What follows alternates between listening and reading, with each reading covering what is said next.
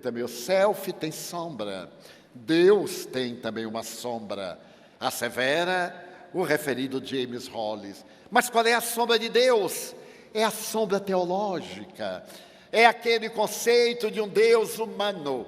Essa herança arquetípica que nós recebemos das tradições religiosas, das velhas doutrinas ortodoxas, que Deus castiga, que Deus pune, que Deus persegue, que Deus marcha à frente de determinado exército para dizimar o outro, que é o seu inimigo.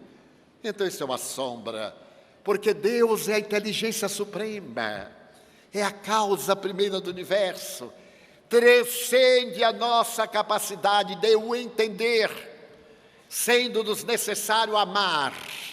E é curioso notar que o príncipe Siddhartha Gautama, há 800 anos antes de Jesus, conforme as últimas pesquisas fósseis, fizeram retroceder a data do nascimento de Buda há 300 anos.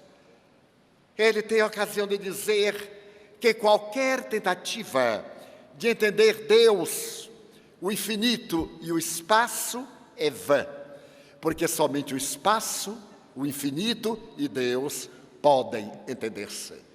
Isso levou talvez Baruch Spinoza, o notável judeu holandês, expulso da sinagoga e não aceito no cristianismo, a dizer que Deus é causa cáusica. Somente Deus entende Deus e é somente Ele explica a sua própria causalidade. Ele, este poderoso construtor do universo. Então a sombra de Deus é o conceito falso que dele temos. Quando Jesus simplificou e colocou uma luz diferenciada. Meu Pai, aliás, em hebraico, disse-me um antropólogo há um mês em Jerusalém, a expressão de Jesus é tão profunda que é comovedora. Abá, Abá, Abá, meu paizinho. Da cruz ele dirá, Abá, meu paizinho.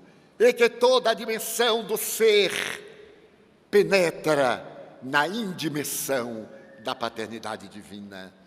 Então nós temos o dever de realizarmos o auto-perdão, de nos darmos a chance de nos libertarmos do mal que nos oprime, que nos maltrata.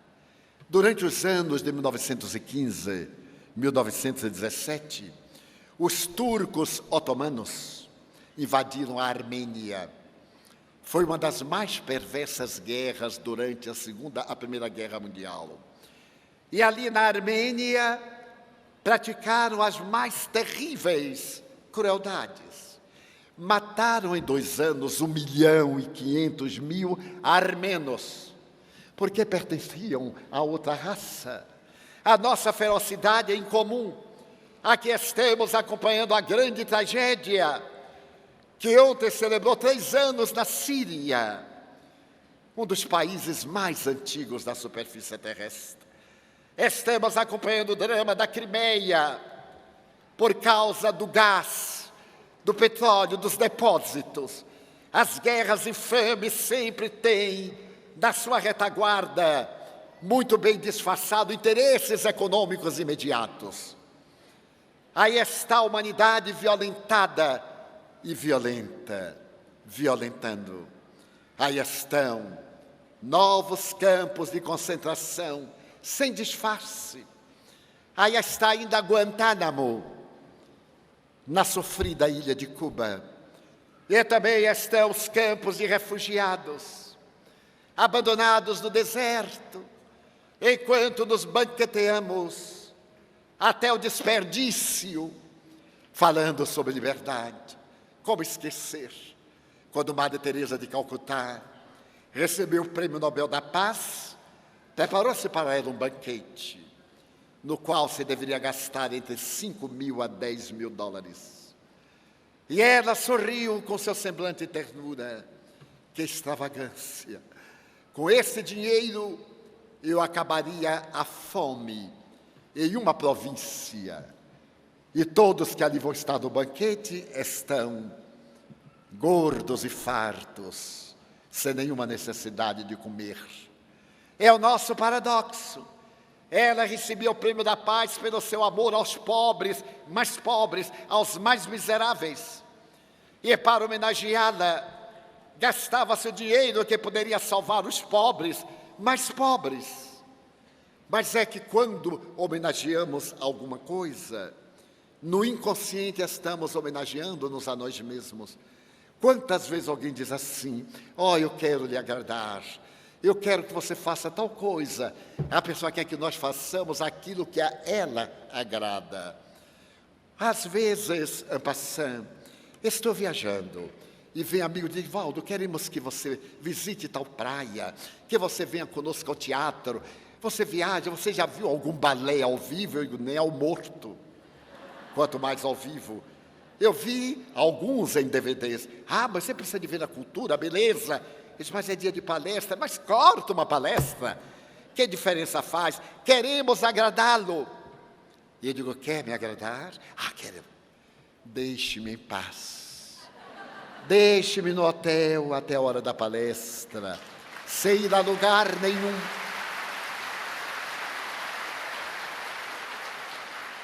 Eu me agrado meditando, eu me reconforto orando, convivendo com os espíritos amorosos, mas nem sempre me compreendem.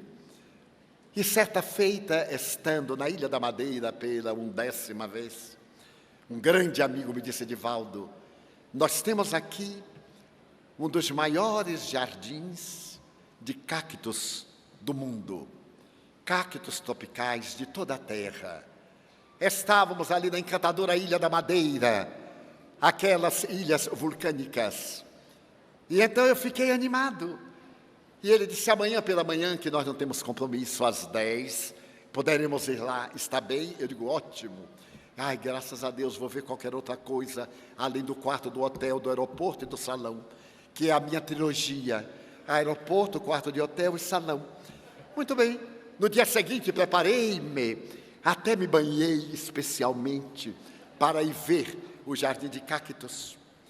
E na hora em que ia saindo, 10 minutos para as 10, bem animadinho, bem baiano, eu ia ver uma coisa diferente. Estava a porta de saída do quarto de hotel, o espírito Manuel Viana de Carvalho. Ele sorriu e disse assim, olá, eu chamo na intimidade Vianinha. Olá, Vianinha. E ele perguntou, vais sair? Eu disse, vou sim. Mas, Divaldo, hoje é 18 de abril, eu vim aqui para nós escrevermos uma página em homenagem ao Livro dos Espíritos. Que te parece? Eu disse assim, eu sabia. Eu tinha certeza absoluta que pobre, quando vai para frente, é na hora que cai. É a única vez que avança. Então eu disse assim, Vianinha, não poderia ficar para a madrugada? Ele disse, não. Depois da palestra, Joana programou uma outra. Eu disse, você poderia, Divaldo? Lógico que eu podia. Então eu telefonei ao meu amigo Vitor Moraféria. Vitor, ele já está pronto? Eu digo, estou para psicografar. O jardim fica para depois. Ele disse lá, eu sabia. Todo mundo sabia. Então demos-nos ensejo de beleza, aceitemos também o carinho daqueles que nos homenageiam. É natural que isso serve de estímulo depois de uma existência laboriosa, no crepúsculo, quando se vão apagando as luzes e o céu se alcandora e as últimas nuvens coroam-se com uma franja de luz. Quanto é belo entardecer para entrarmos na madrugada sublime da imortalidade. Mas é necessário que coloquemos a psicologia do perdão das mínimas coisas, para que não carreguemos este tremendo fardo. Dessa forma, os turcos otomanos dizimaram, quanto possível, aqueles corações armenos. Mas um deles, especialmente um daqueles truculentos, entrou numa casa e de imediato matou a revólver a tiro o ancião e a sua mulher. E 2 jovens que correram na casa invadida ficaram aturdidas.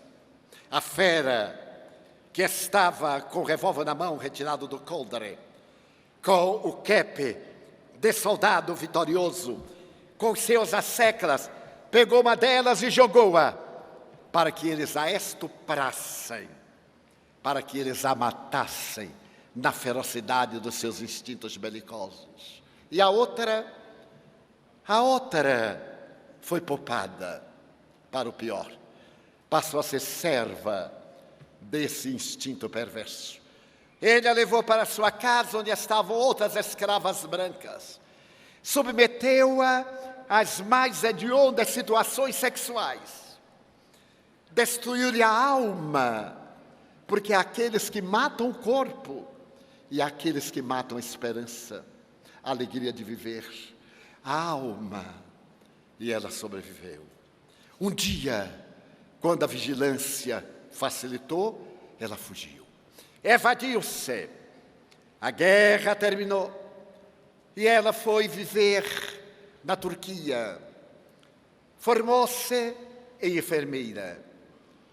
E certo dia, estando no hospital em que trabalhava, o chefe de uma equipe médica disse-lhe: "Tenho uma tarefa muito grave para a senhora. É necessário que alguém do seu valor, com a sua capacidade e abnegação, porque eu sei que a senhora é cristã, cuide de um paciente especial. Ele está morrendo. Mas se ele receber uma vigilância de 24 horas e o atendimento carinhoso, talvez ele sobreviva." Levou-a e, em estado de coma induzido, lá estava um homem. Ela olhou, era o seu sicário, aquele monstro que não conseguiu matar-lhe a alma. Então ela teve o primeiro sentimento, que é natural. O choque faz que as glândulas suprarrenais descarreguem uma alta dose de adrenalina na corrente sanguínea e nós temos um impacto que nos cega, porque tolda a visão. Os neurônios desorganizam-se, os açúcares aumentam, a glicemia, até que uma outra descarga de cortisol nos acerena e começamos a transpirar. Ela então olhou o homem e o viu com o cap, o revólver na mão, e lembrou-se de todas as cenas. Mas ela estava ali, cuidou dele. 2 meses. E quando ele estava para receber alta, o chefe da equipe médica disse-lhe: "A sua vida pertence a esta mulher. Ela cuidou de você melhor do que uma filha o faria." Ela então olhou bem para ele. Ele não a reconheceu. A vítima sempre reconhece. O algoz, nem sempre, porque ele é indiferente ao bem. Então ele olhou bem para ela e perguntou: "É turca?" "Não, excelência. Eu sou armena, da cidade Y." "Ah, eu estive lá." "Eu sei." Ele lembrou-se: "Por que você não me matou?" "Porque eu aprendi com um homem que o perdão é muito melhor para aquele que o oferece. Então eu o perdoei." Ele abaixou a vista, não tinha nada que dizer, havia sido perdoado. "Mas por que realmente me perdoou?" "Por causa daquele homem que perdoou aqueles que o crucificaram. Eu também o perdoei e o perdoo. Dê-me licença." E saiu. Este exemplo, narrado por Brian Zandert, no seu Perdão Integral, fala-nos da grandeza dessa psicologia libertadora. Mas como se isso não bastasse, eu ainda me recordo que uma das personagens mais belas do século XIX, Solzhenitsyn, que era um jovem comunista que vivia em Moscou, era muito jovem, e numa carta a um amigo, ele referiu-se a Joseph Stalin como o homem dos bigodes. Apenas isto. Ele era socialista. Ele fazia parte do partido, mas ele se atreveu a chamar o chefe supremo como sendo o homem dos bigodes. Então ele foi preso na Sibéria por 8 anos, pelo crime hediondo de dizer o que o homem era, o homem dos bigodes. E ele narrará que ao ir para a Sibéria, jovem, sem possibilidade talvez nenhuma de voltar, porque ali foram 2 milhões de moscovitas que morreram pela hediondez dos caprichos de Stalin e dos seus áulicos. Ele recebeu de alguém um Novo Testamento. E como não havia livro nenhum, ele começou a lê-lo. Era ateu. Mas a doçura do Evangelho de Jesus aqueceu nas noites hibernais de 40 graus abaixo de zero. A presença dúlcida deste homem incomum deu-lhe esperança e deu-lhe força para viver. Ele então lentamente transformou-se e escreveu o incrível arquipélago Gulag, que o The Times de Londres asseverou ser um dos maiores livros do século XX. Também escreveu uma obra que lhe ofereceu o Prêmio Nobel de Literatura. Solzhenitsyn. Tenho a oportunidade de dizer quanto eu agradeço a Stalin por haver me mandado para a escravidão da Sibéria. Porque foi lá que eu vi um cristão ser lapidado pela chibata até a morte, sem dizer uma palavra. Apanhou, teve o corpo dilacerado até extinguir-se a vida e não dava um gemido. Então eu aprendi que o homem que lhe dera essa força era mais poderoso do que tudo quanto eu imaginava. Então, eu me tornei cristão. É esse o Jesus que estes 3 dias de conferências convida-nos a conhecer a intimidade, a violentar o nosso ego, a fazer que morra o homem velho das paixões e nasça o ser jovem, rico de esperanças, rico de alegrias. Que a nossa existência, a partir de hoje, ou de ontem, ou de anteontem, não seja mais a mesma. Que tenhamos a coragem de cair, é tão natural. Ninguém consegue ficar erecto para sempre. E ao começar a existência, tombou inúmeras vezes, até adquirir o equilíbrio da gravidade. E mais tarde apoiar-se num bordão, quiçá, quando a debilidade das forças impedir-lhe o movimento. O velho enigma de Édipus na estrada de Tebas, na interrogação da esfinge.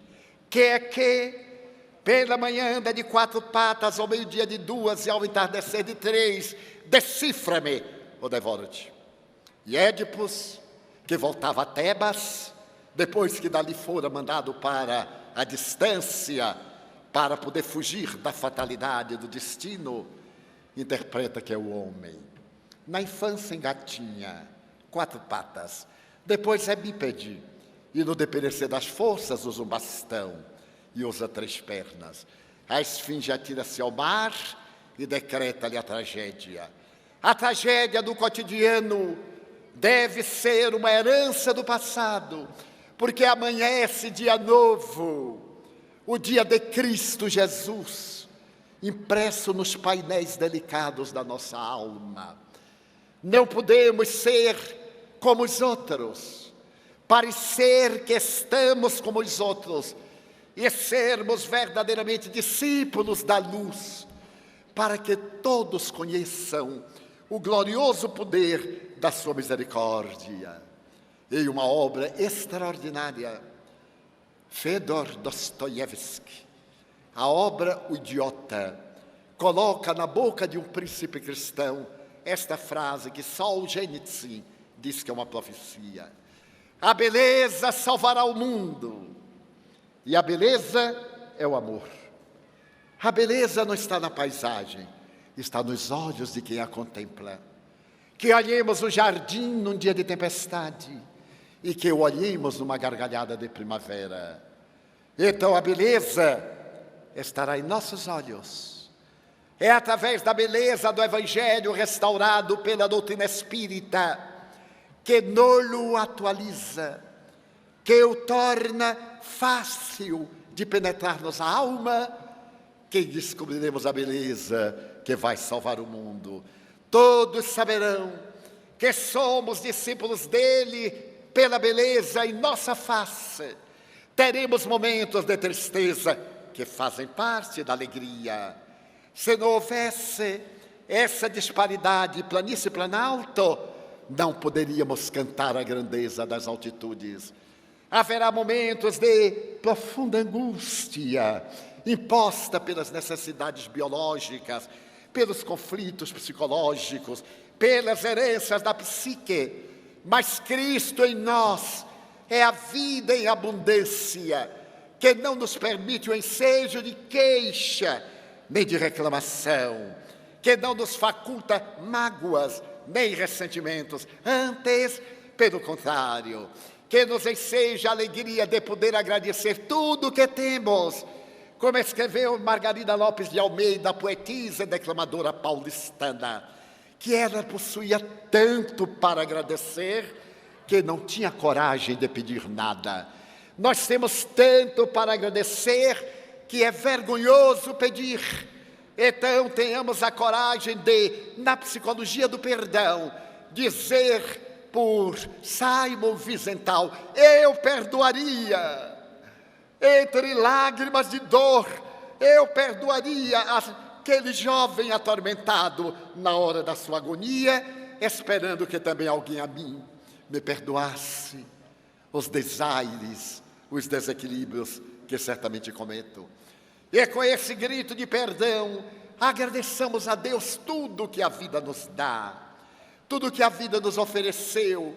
Muito obrigado, Senhor, pelo ar, que é grátis, pela paz, que é gentil. Obrigado pela beleza que os meus olhos veem no altar da natureza, olhos que fitam o céu, a terra e o mar, que acompanham a ave ligeira que voa fagueira pelo céu de anil e se detém na terra verde salpicada de flores em tonalidades mil. Muito obrigado, Senhor, pelos olhos meus, que me permitem ver meu amor e diante da minha visão detectar os cegos que andam na escuridão, que tropeçam na multidão, que choram na solidão. Por eles eu imploro, que depois desta vida, por eles eu oro, eles possam enxergar e em teu santo nome possam alegrar-se. Muito obrigado pelos ouvidos meus, que me foram dados por Deus, ouvidos que ouvem a música do povo que desce do morro na praça a cantar. A melodia dos imortais a gente ouve uma vez e não esquece nunca mais.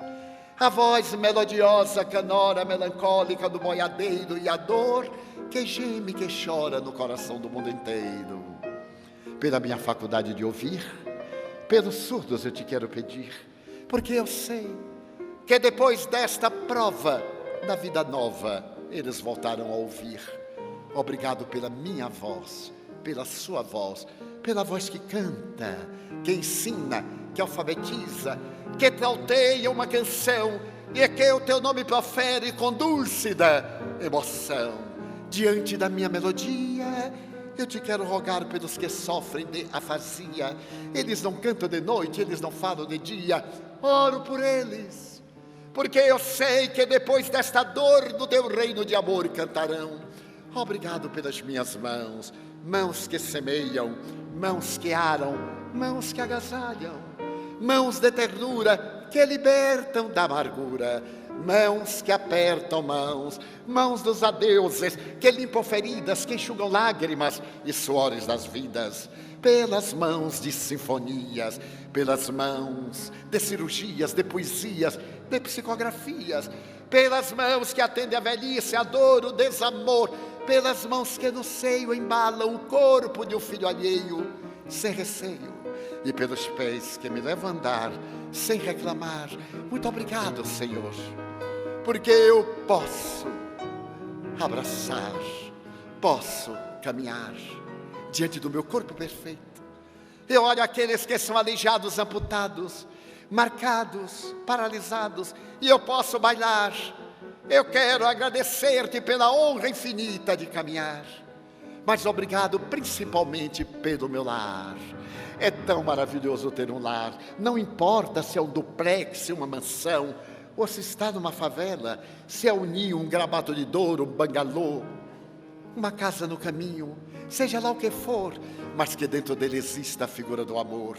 Amor de mãe, ou de pai, de mulher, ou de marido, de filho, ou de irmão. A presença de um amigo, alguém que me dê a mão. É muito triste viver na solidão. Pelo menos a companhia de um cão. Mas se eu a ninguém tiver para me amar, nem um teto para me agasalhar, nem uma cama para repousar, nem aí reclamarei. Pelo contrário, eu direi: obrigado, Senhor, porque eu nasci. Obrigado, Senhor, porque eu creio em Ti. Pelo Teu amor, obrigado, Senhor, pela Sua atenção. Muito obrigado, Senhor.